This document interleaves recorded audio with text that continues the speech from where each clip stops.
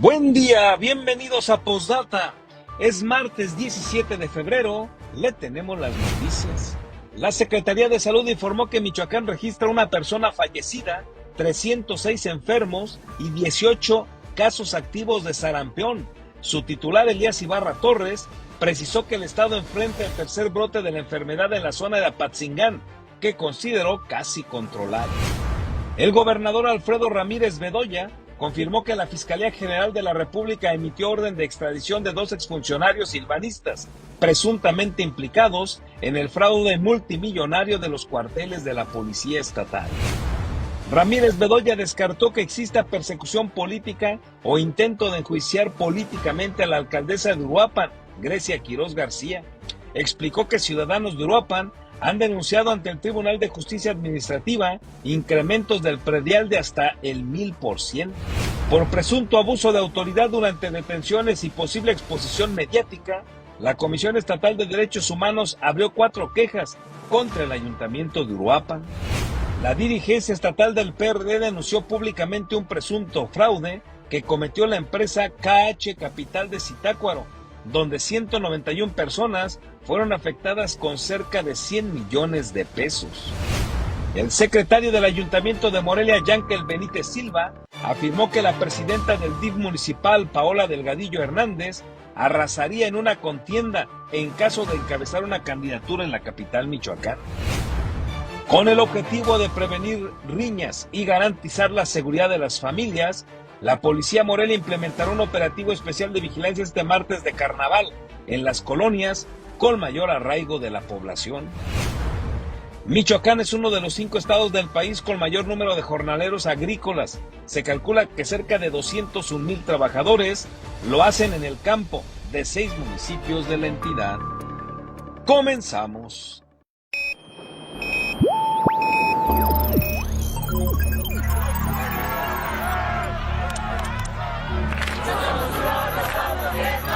America will again. Alerta.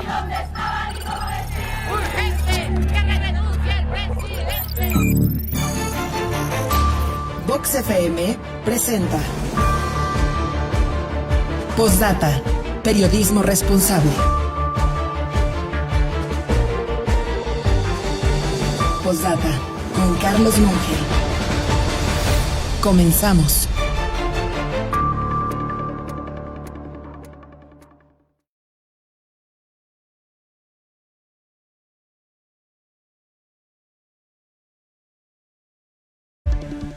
Buen día, gracias por estar con nosotros. Qué gusto saludarle en esta mañana de martes 17 de febrero. Estamos arrancando Postdata. Hacemos periodismo responsable y estamos con usted a través de Vox en el 103.3 de su FM. Ya listos también en Facebook, donde nos encuentra como postdata.news. Y le saludo también a usted que nos sigue a través de Radio Tele en el canal 8 de su telecable, en este caso en punto de las 8 de la mañana. Gracias y bienvenidos todos.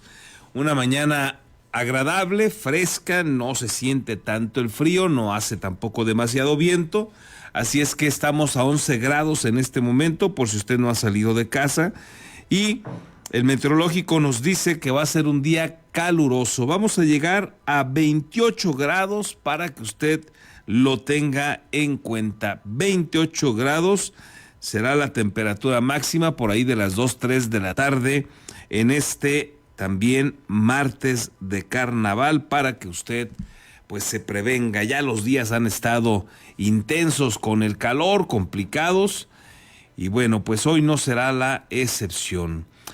Vámonos con las noticias. Mire, el secretario de Salud, Elías Ibarra Torres, aseguró que se tienen en existencia 577,000 dosis de vacuna contra el sarampión. Así es que todavía están en esta lógica de vacunar, porque en Michoacán se han registrado una persona fallecida, 306 enfermos y 18 casos todavía activos de sarampión. El titular de esta dependencia, Elías Ibarra Torres, precisó que el estado enfrenta el tercer brote de la enfermedad y se está registrando en Apatzingán. Dice que ya está prácticamente controlado este brote. Michoacán registra 306 enfermos, una muerte y 14 casos activos de sarampión. Así lo informó el secretario estatal de Salud, Elías Ibarra Torres, quien explicó que solo los municipios de Apatzingán, Lázaro Cárdenas, Cualcomán, Aquila y Zacapu se encuentran en alerta por los casos confirmados, mientras el resto del estado está en verde en la semaforización epidemiológica de esta enfermedad. El funcionario aclaró que no existe una pandemia, sino una epidemia de sarampión. Señaló que en 2025 la entidad ocupó el 4º lugar nacional en incidencia de la enfermedad, pero en 2026 bajó al 10º. La semaforización está casi en verde en Michoacán, está en amarillo nada más los tenemos casos confirmados. Aquí está, no es epidemia, no es pandemia, son brotes que se tienen. El único que puede decretar una pandemia es la Organización Mundial de la Salud y no lo ha decretado. Y vean, Michoacán en el 2025 tuvo 246 casos, que nos mandó al 4º lugar nacional. Hoy en el 26 tiene 60, que nos mandó al 10º lugar nacional. O sea, bajamos. ¿Por qué? Porque el gobernador actúa a tiempo con las vacunas, con los cercos epidemiológicos. El secretario de Salud explicó que el 90% de los casos detectados en Michoacán, el país y el mundo no tienen antecedentes de vacunación, por lo que aseguró que la prioridad es administrar la vacuna contra la enfermedad a menores de 6 meses a 12 años que no hayan recibido una dosis y a la población de 13 a 49 años que no recuerde haberse vacunado. Puntualizó que en el caso de los mayores de 50 años se considera que su infancia fueron vacunados o padecieron la enfermedad, por lo que tienen anticuerpos naturales por la infección o porque fueron vacunados. El 90% de los casos internacional, nacional y en Michoacán no tienen antecedentes previos de vacunación. Algo importante, se les cae el teatro a los antivacunas. Los antivacunas, aquí está el resultado de que sí se debe de vacunar.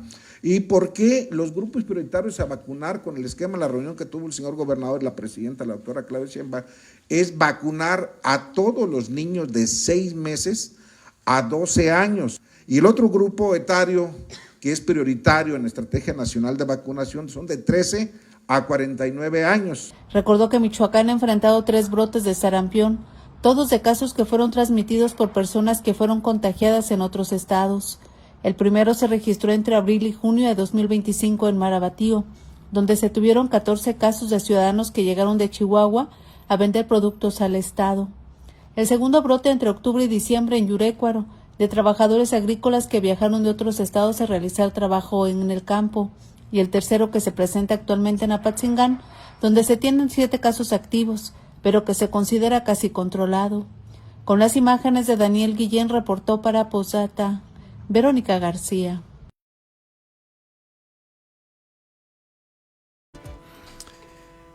Y bueno, si usted tiene como máximo 49 años de edad, la recomendación sigue siendo que se vacune, es lo mejor. Y bueno, por ello el secretario de Salud, Elías Ibarra, aseguró, como ya le anticipaba, que todavía tienen en existencia 577,000 dosis de la vacuna contra el sarampión, lo que consideró suficiente para atender a la población en mayor riesgo de contagio, luego de que se han aplicado más de 500,000 de vacunas. Explicó que la dosis contra el sarampión debe aplicarse en cualquier centro de salud de manera totalmente gratuita. Además, aclaró que el uso del cubrebocas no es obligatorio en Michoacán. Señaló que si bien puede prevenir el contagio, no garantiza que el virus no se transmita a la persona que lo utiliza. ¿Cuánto hemos vacunado? 551,000 dosis de vacunas, 311,000 al corte del sábado por la Secretaría de Salud, 132,000 el IMSS régimen ordinario, el ISSSTE Coplamar 89, el ISSSTE 16, y bueno, estos son lo que hemos vacunado. La siguiente, por favor. Y tenemos vacuna suficiente, aún tenemos 577,000 dosis aquí en la Cámara Fría, pero tenemos distribuidos en los 365 centros de salud para acudir a vacunarse, y tenemos por llegarnos esta semana también más vacuna. Hay que vacunarse, la vacuna es segura, es gratuita en cualquier institución médica que esté cerca de su casa. Cubrebocas no es obligatorio, sí puede prevenirlo, pero no evita el contagio ni controla el sarampión.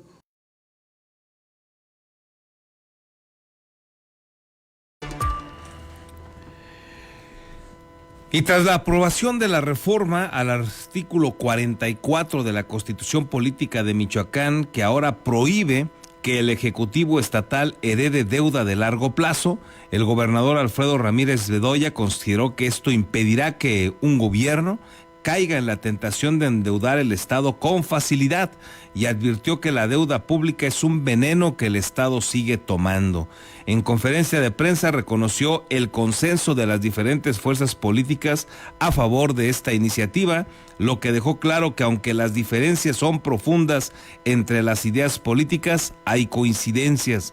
El mandatario recordó que recibió el gobierno quebrado y con una deuda total de 50,000 millones de pesos, pero en la actualidad la cifra ha bajado a 19,000 millones de deuda bancaria. A todos, sin excepción, de color partidario, partidista, independientes, agnósticos, saben que la deuda pública es tóxica, que es un veneno que nos estamos tomando y que ya no nos tomaremos más en Michoacán, porque está ya prohibida constitucionalmente por determinación. Mira, a mí me entregaron el Estado con una deuda total de 50,000 millones de pesos. La deuda bancaria actual del gobierno es de 19,000 millones, que fue contratada en periodos anteriores. Nosotros no hemos contratado ninguna deuda bancaria de largo plazo en los 4 años de mi gobierno. Ya no lo podré hacer, ya está prohibido en la Constitución. Entonces, sí hay una deuda que nos heredaron bancaria y que esa deuda continuará hasta que se liquide, hasta que se pague. Por eso lo digo, una deuda de largo plazo es hipotecar el futuro de las generaciones.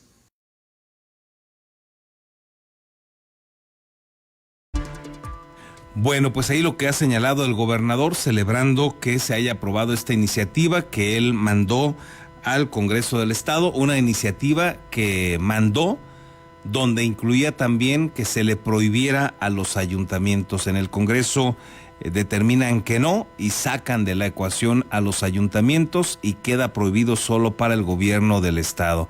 Hoy tiene convocado un evento el gobernador para seguir hablando de esta conquista de la reforma que prohíbe que un gobierno contrate deuda de largo plazo y la pueda heredar a la siguiente administración.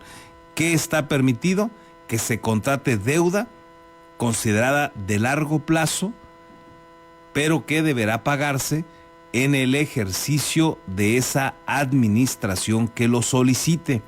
En el caso de Alfredo Ramírez Bedoya, pues aunque él diga que no, porque ya sabe que ese es el discurso, pero tuvo que aprobarse en el Congreso del Estado la contratación de deuda de esta que se denomina para obra multianual.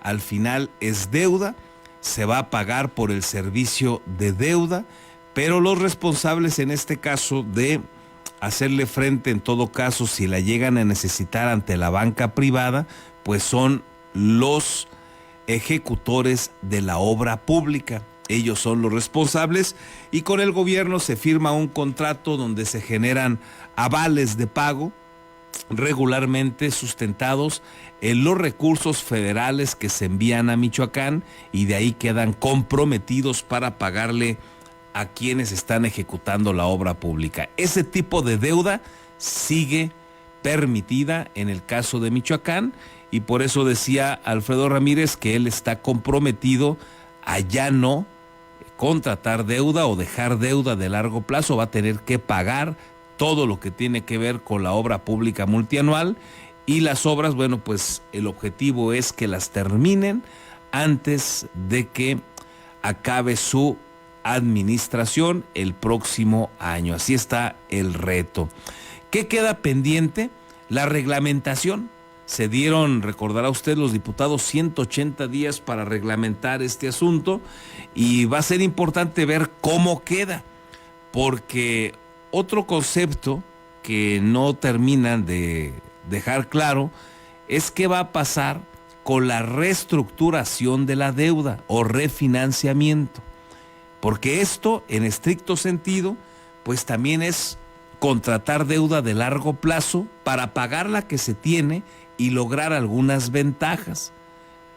En el caso del gobierno de Alfredo Ramírez Bedoya, cuando llegó y en la crisis que ya él mismo recuerda, dice que contabilizaron un acumulado de 50,000 millones de deuda que heredaron de los gobiernos pasados.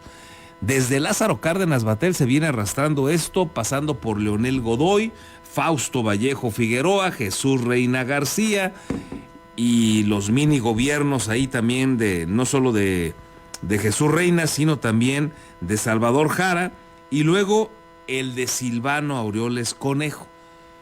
¿Qué hicieron ellos? Había 15 créditos vigentes cuando llega Alfredo Ramírez Bedoya.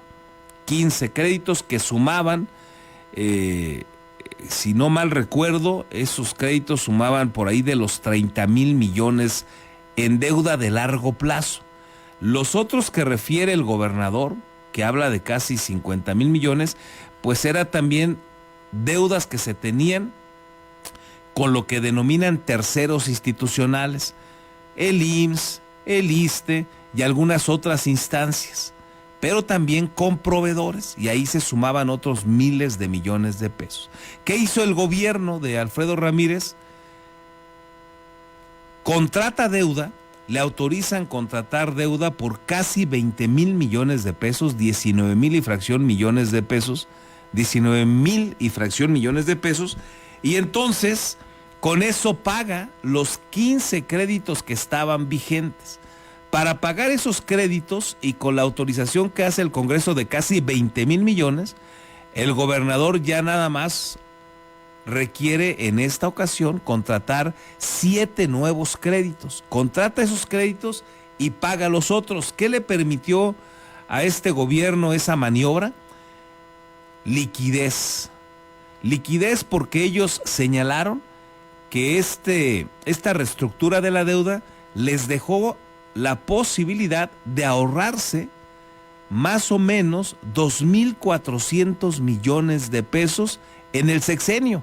Esa es la cuenta que ellos presumieron, Alfredo Ramírez y su secretario de Finanzas, Luis Navarro. Es decir, se están ahorrando en el pago de intereses gracias a esa reestructuración, más o menos unos 400 y fracción millones de pesos en cada año. Y esto pues equivale más o menos a unos 40 millones que se han ahorrado mes a mes en el pago de intereses. Así es que esta reestructura, en estricto sentido, si todo se ha comportado como ellos lo plantearon, bueno, pues sin duda ha sido una reestructura importante que les ha ayudado. Eso vamos a ver cómo lo reglamenta el Congreso del Estado. ¿Se va a permitir la reestructura de la deuda o ya no? Porque en estricto sentido es deuda de largo plazo que se contrata para pagar otra deuda y requiere autorización del Congreso. Y ese beneficio, esa ventaja, la pudo tener también el gobierno de Alfredo Ramírez. De acuerdo con el gobernador, no es una deuda que haya contratado él, pero tuvo la oportunidad de contratar deuda de largo plazo para mejorar las condiciones de la que le heredaron. Con esta reforma, Alfredo Ramírez, que fue quien la envió, y los diputados quienes lo aprobaron, le estarán quitando la posibilidad de lograr una reestructura de esa deuda al que viene. Y se vuelve importante porque aquí recordará usted que entrevistamos al respecto al secretario de Finanzas, Luis Navarro, y yo le preguntaba en esos días, cuando recién se aprobaron todos estos créditos por allá del 2023, si con esto ya se quedaba todo tan tranquilo, tan adecuado,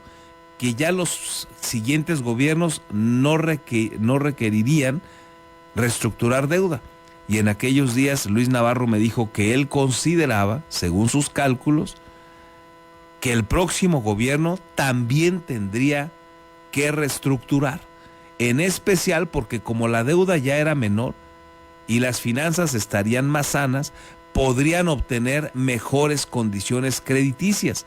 Y así como ellos ahora lograron un ahorro en impago de intereses de 2.400 millones, pues el que viene podría tener otro ahorro importante que bien podría alcanzar para ejecutar alguna obra pública, por ejemplo.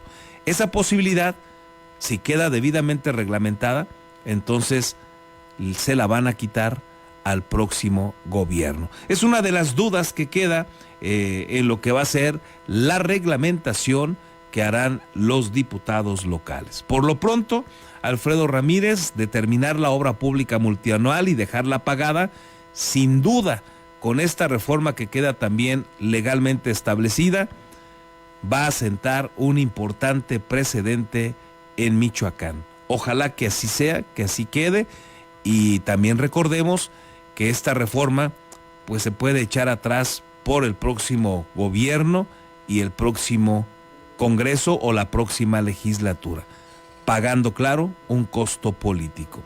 Ya veremos qué sucede y le estaremos platicando. Por lo pronto, Alfredo Ramírez ha sentado un importante precedente en materia de no heredar más deuda pública. ¿Qué queda pendiente?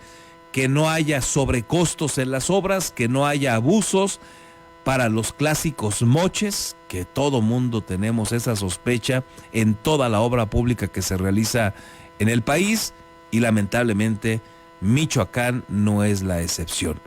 Pero para conocer esos detalles, pues tendría que llegar otro gobierno con el ánimo vengativo, como llegó Alfredo Ramírez contra Silvano Aureoles, que sería lo mejor que nos pase a todos los michoacanos, para que se pueda escudriñar en serio la obra pública generada por este gobierno, que no podemos cerrar los ojos, ha generado nuevos ricos, y eso, solo eso, abre las sospechas.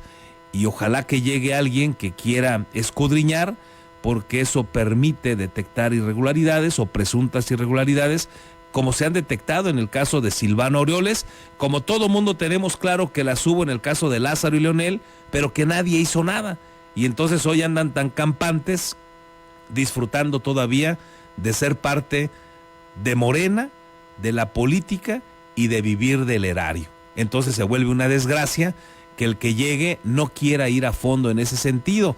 Así que ya sea por el ánimo de rendición de cuentas o por venganza, pero ojalá que el que venga quiera escudriñar para ver que todo fue bien hecho en el gobierno de Alfredo Ramírez, que deja una mala señal también para el análisis, y la mala señal es que ha puesto a todos sus cuates en las áreas que se encargan de la rendición de cuentas. Le doy solo 2 ejemplos.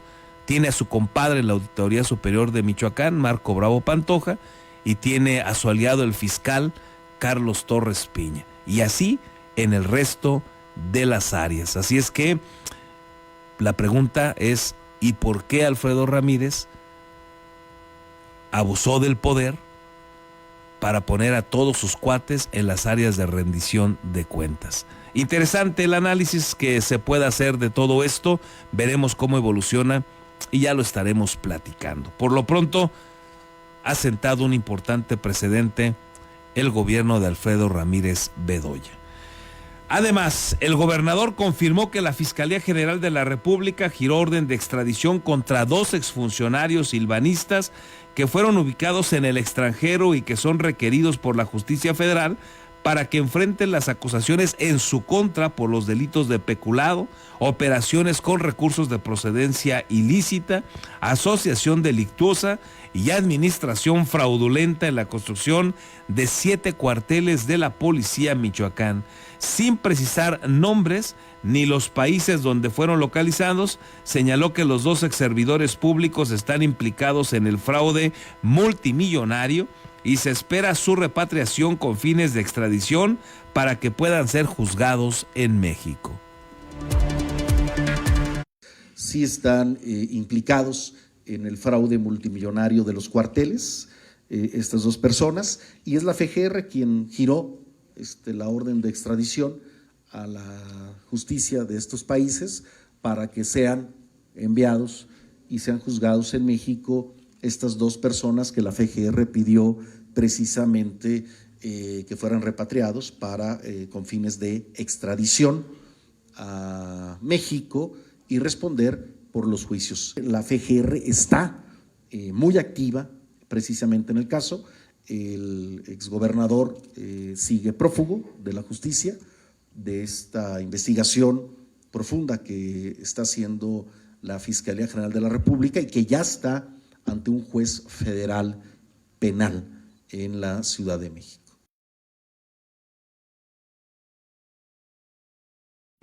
Bueno, pues ahí confirma este dato el gobernador. Los nombres de los que se supone, sobre los cuales pues hay esta búsqueda y este intento de repatriarlos, uno es Israel Patrón y el otro sería Guillermo Loaiza. Son los dos personajes a los que se refiere el gobernador Alfredo Ramírez Bedoya, que ha circulado como un presunto.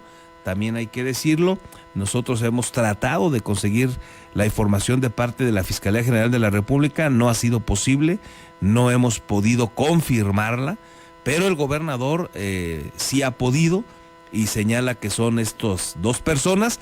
Él no da los nombres, hay que aclararlo ahí, pero los trascendidos dicen que se trataría de estos dos personajes de la administración de Silvano Aureoles, Israel Patrón y Guillermo Loaiza. Vamos a ver si este trascendido, si este presunto se hace realidad con estos dos nombres, con estos dos personajes, y le mantendremos al tanto. Por lo pronto, pues Silvano Aureoles, también hay que decirlo, sigue prófugo de la justicia, no han podido dar con su paradero. El mandatario estatal descartó que exista persecución política o intento de enjuiciar políticamente a la alcaldesa de Uruapan, Grecia Quiroz García. Explicó que ciudadanos de Uruapan han denunciado ante el Tribunal de Justicia Administrativa incrementos del predial hasta en un 1000%. No existe persecución política ni intento de fincar un juicio político a la alcaldesa de Uruapan, Grecia Quiroz García, por el incremento de hasta el 1000% en el impuesto predial que han denunciado ciudadanos del municipio.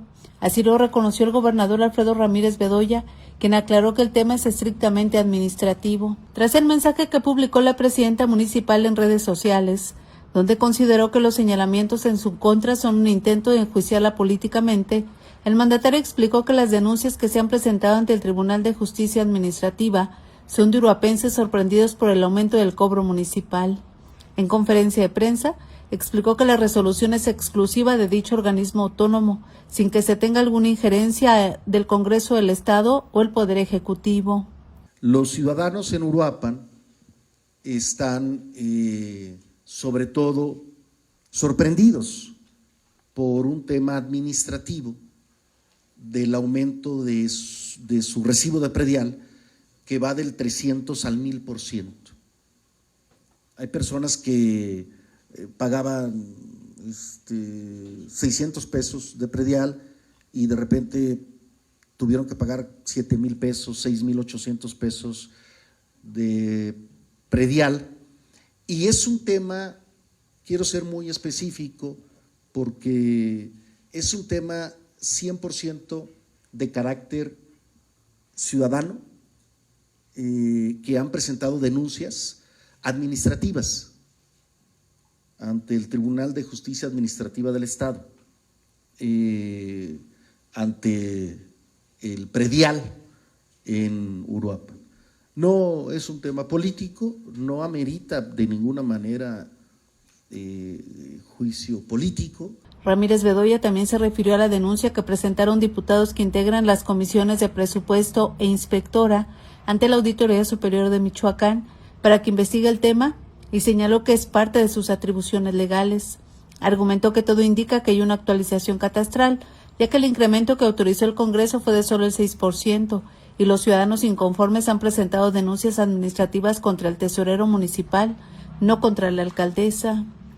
Nos informan que todo indica que hay una actualización catastral, porque sí se autorizó por el Congreso un aumento al predial, creo que del 6%, ¿sí? Como en todos los municipios, del 6%, pero la sorpresa es de que hay algunos hasta de el 1000%.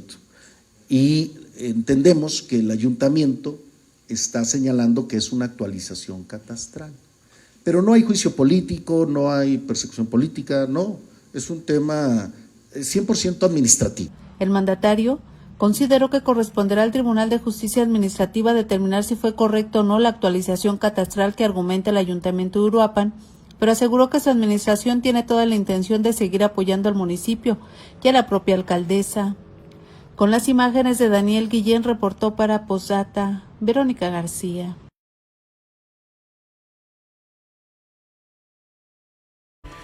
Mientras tanto, la Comisión Estatal de los Derechos Humanos mantiene abierta investigación relacionada. No, antes de ir con este tema de derechos humanos, déjeme otra información que nace también de derechos humanos, pero en el caso de Grecia Quirós, porque por presunto abuso de autoridad durante detenciones y posible exposición mediática, la Comisión Estatal de Derechos Humanos abrió 4 quejas contra el Ayuntamiento de Uruapan. El presidente de la Comisión Estatal de los Derechos Humanos, Josué Mejía Pineda, informó que existen 4 quejas abiertas contra el Ayuntamiento de Uruapan desde el inicio de su gestión, relacionadas principalmente con actuaciones de autoridad en detenciones y posibles exposiciones mediáticas. Explicó que en uno de los casos recientes, la comisión abrió expediente de oficio y dio vista a la Procuraduría de la Defensa del Menor, además de promover un amparo ante lo que consideraron una posible falta de mecanismos de coercibilidad. Sí, tenemos una investigación, tuvimos una audiencia, no por la detención de los menores, porque el procedimiento tiene que llevar un curso jurídico, y dimos vista a la Procuraduría de la Defensa del Menor. Esta audiencia justamente es para esclarecer, primero porque nos habían dicho que no eran menores de edad, ellos tienen que aclarar esta parte, y nosotros generar un tema, y de otra exposición mediática presentamos un amparo, porque justamente se habla de que la comisión no tiene coercibilidad y estamos buscando los mecanismos de coercibilidad. En ese contexto señaló que más allá de un señalamiento directo, lo que se requiere es fortalecer la capacitación institucional en materia de derechos humanos. Yo lo que creo es que nos falta generar un tema de capacitación al ayuntamiento. Lo digo con mucho respeto a la presidenta municipal Grecia. Les quiero decir que tienen toda la voluntad porque en cuanto pasaron las cosas estuvimos en contacto con el área jurídica. Lo que sí percibimos y que planteamos nosotros antes de que asesinaran a Carlos Manso, y se lo planteé yo de manera personal en una reunión que sostuvimos, es que creáramos una unidad de derechos humanos en Uruapan que permitiera vigilar y revisar que todas las autoridades correspondientes pudieran actuar de acuerdo a el marco jurídico y los protocolos legales que existen para el tema de menores. Mejía Pineda agregó que previamente propuso la creación de una unidad de derechos humanos en Uruapan con el objetivo de vigilar que las autoridades actúen conforme al marco jurídico y los protocolos, particularmente en casos que involucren a menores de edad. Sobre los operativos y presencia policial de la región, indicó que aún no se cuenta con una clasificación definitiva de posibles abusos, ya que los casos se encuentran en proceso de investigación. Reportó para Posdata América Juárez Navarro. Bueno, pues ahí el otro asunto de parte de derechos humanos también que se investiga allá en Uruapan por este presunto abuso de autoridad. Y regresando al tema del predial, pues el gobernador y Morena y todo mundo podrán decir que están actuando, digamos, sin un interés político electoral, sin un interés de perjudicar la imagen de Grecia Quirós, pero como hemos platicado con usted, pues todo mundo reaccionó a esta queja. Lo hicieron diputados afines a Morena, al gobierno actual. Salió a hacer la crítica también la dirigencia de Morena. Y bueno, si la investigación por estas solicitudes que han hecho los ciudadanos y los propios legisladores michoacanos, si la investigación señala que es correcto lo que hizo Grecia Quirós, que hubo una actualización y que aquellos, aunque suenen muy altos, los ajustes que se hicieron al cobro están sustentados, Bueno, pues además de que le han dado otro motivo para victimizarse a Grecia Quirós, la van a fortalecer. Porque parece ser que si hay un fondo de querer perjudicar la imagen de Grecia Quirós, posiblemente en respuesta a las encuestas que tenga Morena y que vean el tamaño del impacto que les genera Grecia Quirós, el tamaño de los votos que les arrebata o la posición que tiene Grecia Quirós en este momento de cara al 2027, suponiendo que quiera ser candidata a gobernadora. Vamos a ver cómo termina todo esto, porque si logra salir bien Grecia Quirós, tendrá otro elemento para victimizarse y para sacar ventaja, para fortalecerse. Ya el motivo por el que es alcaldesa es gravísimo, es terriblemente lamentable y se puede utilizar todo el tiempo para sacar ventaja. Así es que a ver si no se equivocaron en Morena con este ánimo que parece ser nace de un interés político electoral. ¿O usted cómo lo ve? ¿Lo ve todo muy sano? Y mire, como ya le anticipaba también, la Comisión Estatal de los Derechos Humanos mantiene abierta la investigación relacionada con el caso del joven Héctor, de 19 años de edad, quien firmaba sus pintas con el seudónimo Spaghetti, por lo que actualmente el expediente se encuentra en etapa de apertura de pruebas. El presidente del organismo, Josué Mejía Pineda, informó que tras los hechos se reunieron con la síndica del Ayuntamiento de Morelia y con el titular de la Unidad de Género, ya que la indagatoria se centra en determinar si hubo una posible vulneración de derechos derivada de la exposición mediática que se hizo de este joven. Sí les quiero decir que hubo un cuidado por parte del ayuntamiento porque no hubo un nombre, no hubo un descubrimiento de identidad, pero la investigación obedece a generar, sí es cierto que ellos convocaron a los medios. Ellos en primer momento me dicen que no, pero los medios nos dicen que sí. Más allá, yo les decía, es que la justicia cívica tiene una visión reeducativa, restaurativa y no es punitiva, es cómo construimos una mejor sociedad. Y les ponía el ejemplo muy claro, es como si en el alcoholímetro que se instala de Morelia, acude de repente diversos medios de comunicación para evidenciar a los que están cometiendo una falta administrativa. Un tema que además se volvió controvertido luego porque salió otro joven en redes sociales a burlarse de las autoridades y de los medios, diciendo que al que habían agarrado no era el original, que el espagueti real era él y que estaba tan libre y tan campante.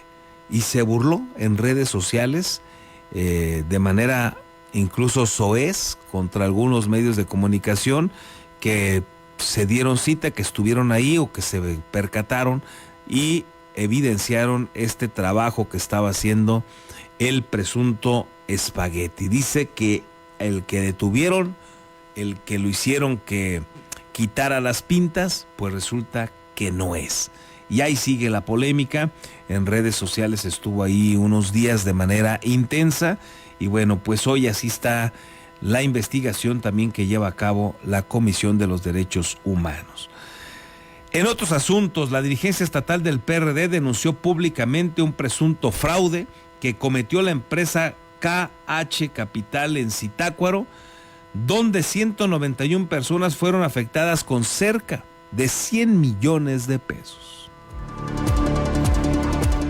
El dirigente estatal del PRD, Octavio Campo Córdoba, dio a conocer un presunto fraude cometido por la empresa GH Capital que dejó afectadas a 191 personas por un monto cercano a los 300 millones de pesos. Explicó que durante un recorrido en Zitácuaro fue abordado por un grupo de víctimas quienes ya interpusieron denuncias ante la Fiscalía General del Estado. De Zitácuaro, les paso los datos correctos. Miren, son 191 personas. Lo que están causando es un daño patrimonial aproximado, me quedé corto yo, de 300 millones de pesos en Zitácuaro, 191 personas afectadas, una afectación estimada de hasta 1,000 millones de pesos a nivel nacional, porque no solo están en Zitácuaro, ¿Quién es el propietario del apoderado? Ulises Adalid García Farías, y señalan a un gerente regional, no había dicho yo su nombre, que es Raúl Duarte Soto, como gerente en Zitácuaro, Alejandro Duarte Juárez, y como ejecutivos captadores de capital, Arminda Soria Estrada y Jorge Casas, ¿no? Esos son los que están involucrados. Indicó que desde hace días puso al tanto al fiscal general Carlos Torres Piña y pidió que se agilicen las investigaciones. Y igualita la piramidal, donde ya conocemos otros casos. Ha habido una que es muy pública, que pegó mucho aquí en Morelia. ¿Se acuerdan que había mucha gente involucrada, algunos que habían sido servidores públicos, que es parecida, igualita, ¿no? Pasaron 3 años, todo estaba muy bien, y después de los 3 años se les cayó. Ocampo solicitó que se actúe contra el apoderado legal identificado como Ulises Adalid García Farías, así como contra quienes integraban la red de operación. Reportó para Postdata América Juárez Navarro. Bueno, pues complicado, hay que estar muy alertas con este tipo de fraudes. Pues sí, también hay otro recuerdo ahí de lo que fue el gobierno de Silvano Aureoles. Hay otros personajes vinculados sobre todo al que fuera secretario de Finanzas, Carlos Maldonado, sobre un presunto abuso también ahí en materia de inversiones, de dinero que pues van captando ellos, generan un esquema, dicen, de avión así conocido, o un esquema piramidal, y entonces le van otorgando recursos con los que van captando a los primeros que se anotan, a los primeros que empiezan a participar de estas estrategias, y siguen captando dinero, y con ese dinero van pagando los intereses altísimos que comprometen hasta que ya no se puede.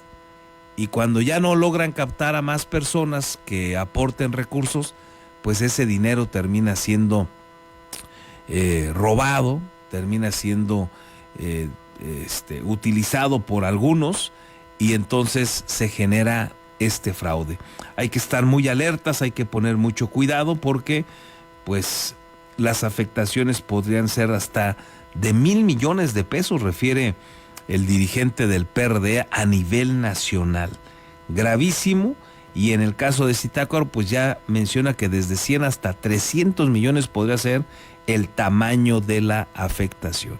Alertas, porque luego pues nacen estas instituciones que dan, como el caso Fabián, ¿se acuerda usted también aquí en Morelia?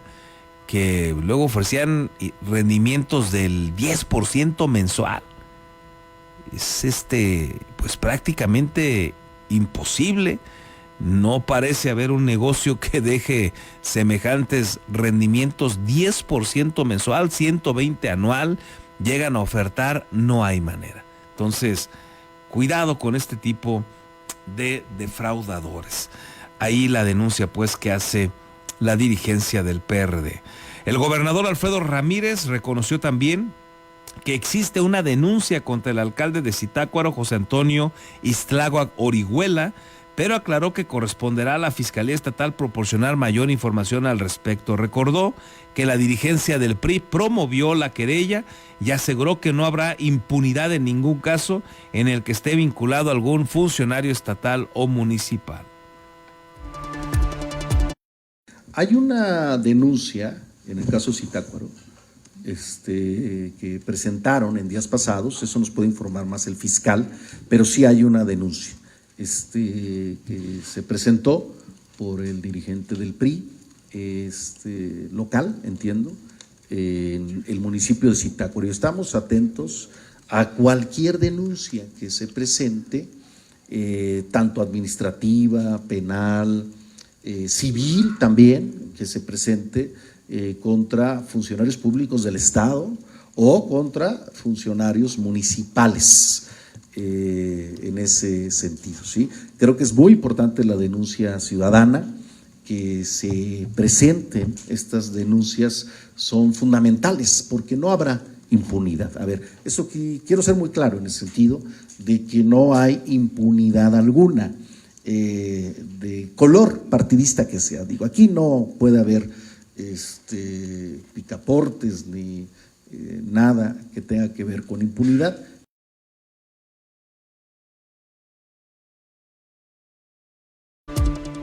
Bueno, pues en este caso Guillermo Valencia sí cumplió. ¿Se acuerda usted que también dijo que iba a evidenciar a 2 diputados que tenían vínculos, dijo él, vínculos criminales?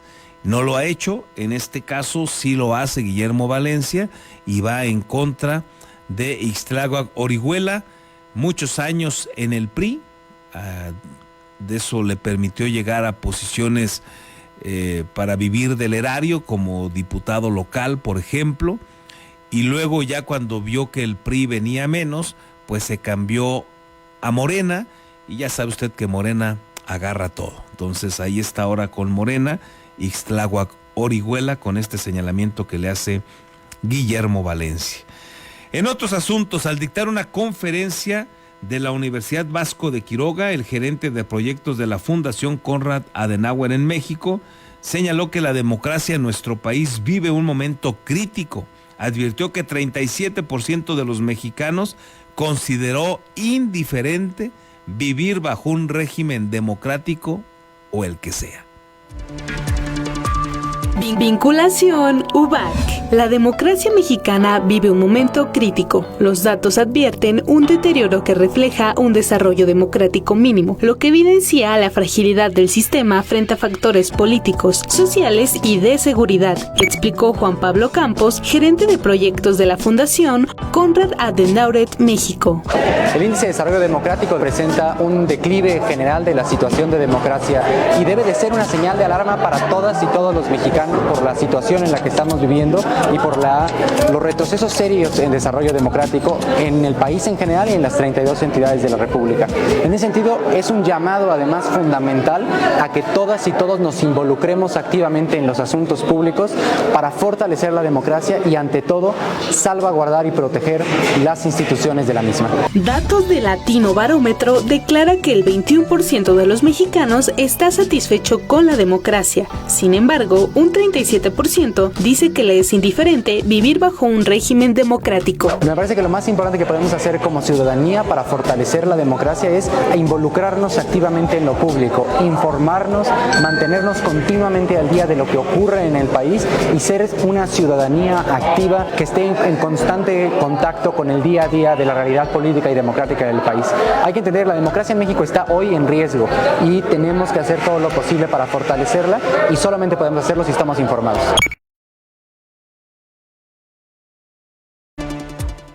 En otros asuntos, el secretario del Ayuntamiento de Morelia, Yankel Benítez, afirmó que la presidenta del DIF municipal, Paola Delgadillo Hernández, arrasaría en una contienda en caso de encabezar una candidatura por Morelia.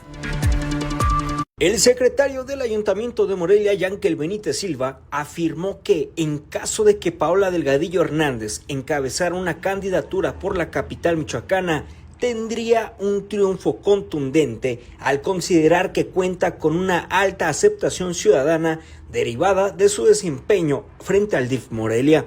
El funcionario, quien también ha sido mencionado como uno de los perfiles con aspiraciones rumbo a la alcaldía, destacó que la aparición de Delgadillo Hernández en las encuestas se debe al trabajo al frente de los sectores vulnerables de la capital. Hombre, yo a Paola le tengo mucha admiración, mucho respeto por todo el trabajo que ha hecho. Si está, tan bien evaluada, con tantos reconocimientos por el gran trabajo que ha hecho. Y yo creo que indudablemente, y eso es algo que digo a nivel personal, si ella fuera encabezando, arrasaría en la contienda. Cuestionado sobre la posibilidad de sumarse a un eventual proyecto político encabezado por Delgadillo Hernández, Benítez Silva respondió de manera afirmativa. Es decir, que usted estaría de acuerdo para poder participar. Sumado siempre con ella. No obstante, el pasado 12 de febrero, la actual presidenta honoraria del DIF municipal aclaró que por el momento no ha definido si buscará una candidatura a algún cargo de elección popular en Morelia, luego de que su nombre comenzó a figurar en algunas casas encuestadoras. Con las imágenes de Daniel Guillén, reportó para Posdata Fernando Salgado.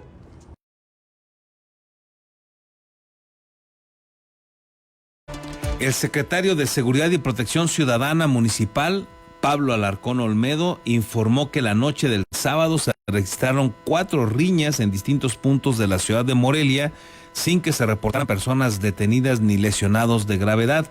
De acuerdo con el funcionario, los incidentes ocurrieron luego de la conclusión del Festival del Torito de Petate en el centro histórico, cuando algunas actividades se trasladaron a las colonias. Las riñas se reportaron en la colonia Juárez, en la Poza Rica, Las Flores y en la Tenencia Morelos. Sí, se atendieron 4 reportes de alteraciones al orden público por riñas, las cuales fueron desactivadas de forma inmediata por parte de agentes de la Policía de Morelia. En cuanto llegaron al lugar las unidades, pues se dispersaron las personas que se encontraban en este conflicto y se buscó garantizar el desarrollo de estas actividades con orden y sin riesgo, sobre todo para la población.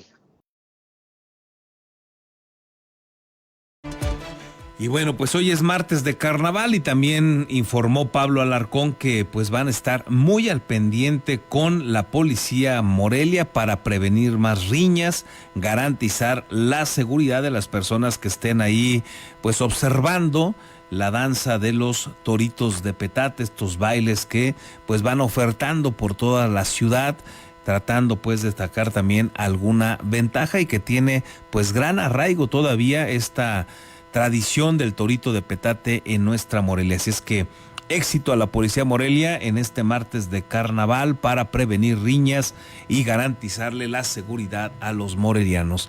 Con esto déjeme hacer una breve pausa y regresamos.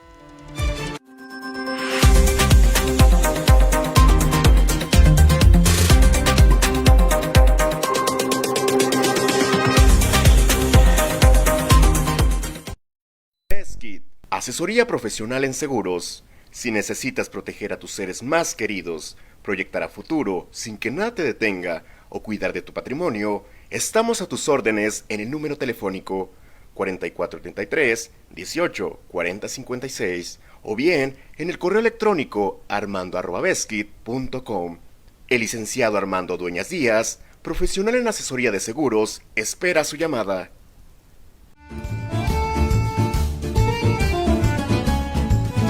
La original y deliciosa comida italiana ya está en Morelia, Hostería Fiorentina. Te esperamos en Boulevard García de León, número 1045. Contamos con una amplia carta donde encontrarás pastas, cortes, postres y claro, la inigualable y deliciosa pizza. Desayuna, come o cena con nosotros. Ven a maravillarte del sabor italiano.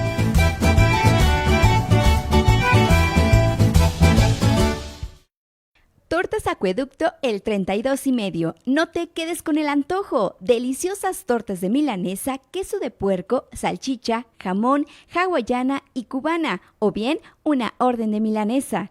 Puedes hacer tus pedidos al teléfono 4433-382499. De lunes a viernes, de 10 de la mañana a 4:30 de la tarde. La cobertura para entregar a domicilio está delimitado por la salida Mil Cumbres, salida Charo, La Poza Rica y Avenida Camelinas.